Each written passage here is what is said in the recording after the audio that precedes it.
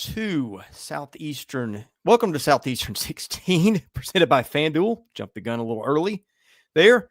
We're here to talk college football playoffs, SEC teams, how many teams from the league I think can get in, would get in today, have a shot to get in, all that good stuff. Before we go there, reminder, as always, we're brought to you by our friends at GameTime. SIDEKICKS, officially licensed stainless steel drinkware, all SEC schools, 350 other universities, everything from stainless steel sippy cups, tumblers, 40-ounce bottles, and shaker cups. SE16 gets you the 20% discount on all your stuff. And that water cup you just saw, I swear by that thing. Fill it up every morning. It keeps my ice icy. And love that thing. You will love their stuff too. Very reasonably priced. And obviously one of the supporters of our show. Okay, here's what we're going to do. We're going to do a pretty quick hitting look at the playoff. I'm going to give you some predictions. I'm going to give you some data, and we're not going to dwell long any place. And then kind of some what ifs too at the end. So this is the order we're going to do it in. We're going to go talk about some power rankings that I've got. I'll have Max go ahead and pull those up. This is kind of the basis for the system I've done. I've kind of come up with a quad system too, so you can see where teams have wins based off the power rankings. I've kind of put them into quads like they do for basketball. That's kind of interesting. And then I'm going to throw some of the data aside, give you my opinion on what I would do if I were picking the playoff, and also some things to watch ahead. So these are the power ranks. What we do is we take a bunch of computers, we take their power rankings, we combine them together, and we give them a power ranking. And then we take everything, we do a resume ranking, we weight them equally, and then we add the two together. And this is what it spits out. It's pretty good. It's not far off the AP poll, actually, if you go look at that. So I think there's something to it. But on the other hand, hey, football's a game where you got styles, you got teams that you don't agree with the numbers in front of them. You don't think those things add up. And so I'm going to give you some opinions in a minute where I would differ with this, but this is not a bad start. Like if you were to take the playoffs right now and seed them according to what's here, you'd go Ohio State 1, Texas A&M 2, Indiana 3, Alabama 4, Georgia 5, Oregon 6, Miami 7, followed by BYU, Georgia Tech at 10, Oklahoma at 11, and then you would go down to your first group of 5 team. That would be South Florida. That would be your playoff. And I think most of those teams deserve to be in there.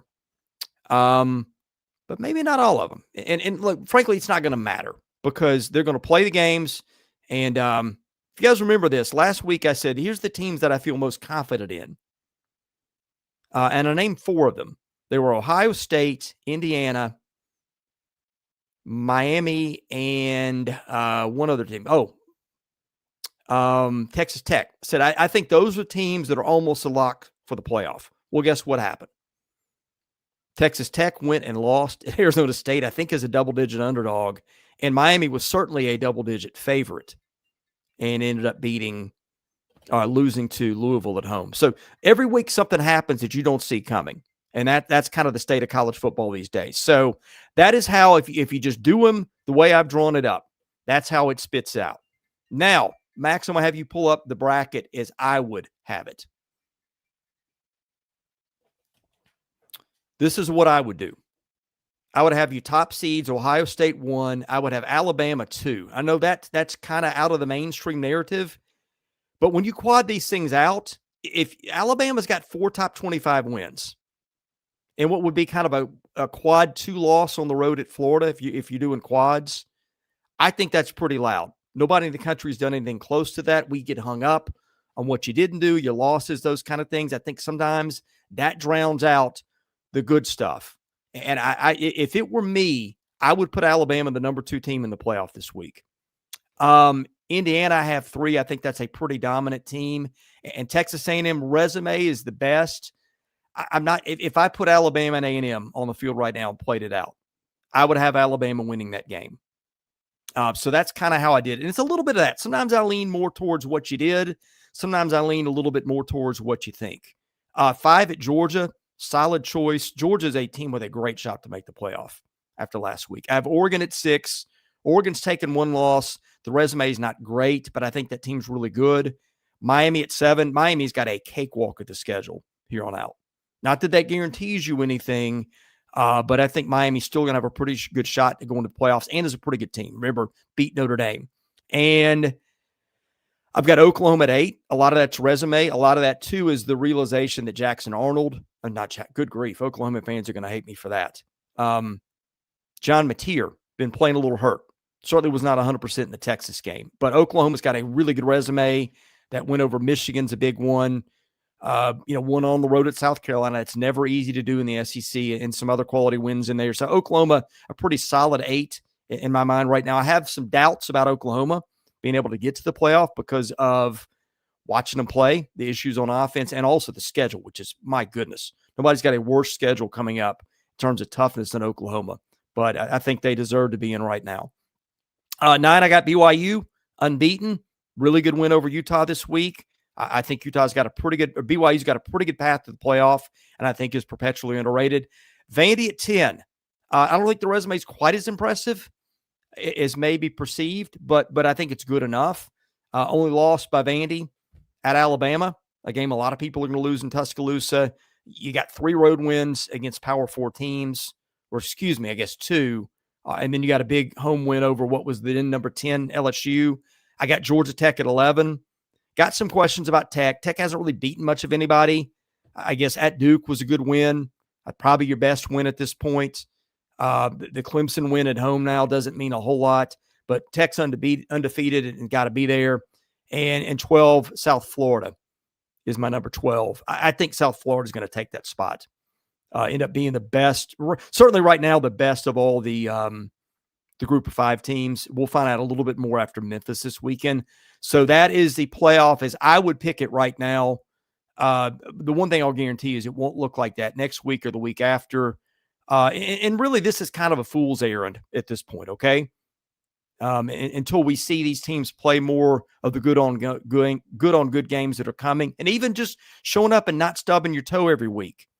Every week, there's a couple upsets we don't see coming. So predicting the playoff is almost impossible. I may start doing that next week. Again, this is what I would do right now if I were the committee. But let me break it down to you by conferences. I like the chances of SEC teams roughly in this order. I think A&M has got the best chance so far. Because it's undefeated. Give me just a second.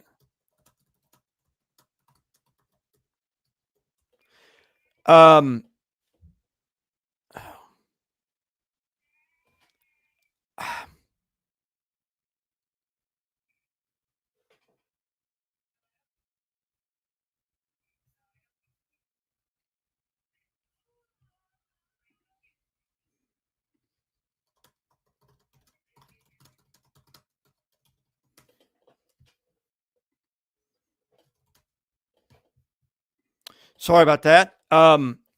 What I would do, or the playoff picture going forward, I would go looking at the conferences, conference by conference like this. I think Texas A&M's got the best shot at the playoffs so far because undefeated record, good wins. The win at Notre Dame is going to carry a lot, and I think a good chance to have under 2 losses. So Alabama would be next. Tough schedule, 1 loss already. But I think the Crimson Tide are an excellent shot at the playoff. Might even put them ahead of A&M in terms of chances. Georgia, pretty solid bet after taking care of Ole Miss. Ole Miss, I don't know, man. If Ole Miss loses to Oklahoma, I'm not sure 10-2 Ole Miss gets in because of the strength of record. Not a lot of marquee wins for Ole Miss available to it. The best one so far, LSU. That's a good win. I just don't know if LSU loses to Oklahoma, if Ole Miss loses to Oklahoma, what that's going to look like. Vandy, Missouri winner, I would give probably a better than 50-50 shot after this week, especially if that's Vanderbilt. Tennessee's still in there. Tennessee's got a little bit of an Ole Miss problem with maybe not enough great wins available. Oklahoma-Tennessee game may decide. The Oklahoma schedule is just brutal. I think Oklahoma's maybe playoff good, but the schedule may not permit. LSU and Texas in there too. I just don't think Texas offense is good enough, but the defense is great. Big Ten, you're looking at Oregon, I think is also going to have a shot, probably going to get in. Michigan, still there. I don't think they'll get in. USC still in the discussion. Illinois, FPI's got them at 14% to make the playoff. I just don't see it. Big 12, here's the teams to watch.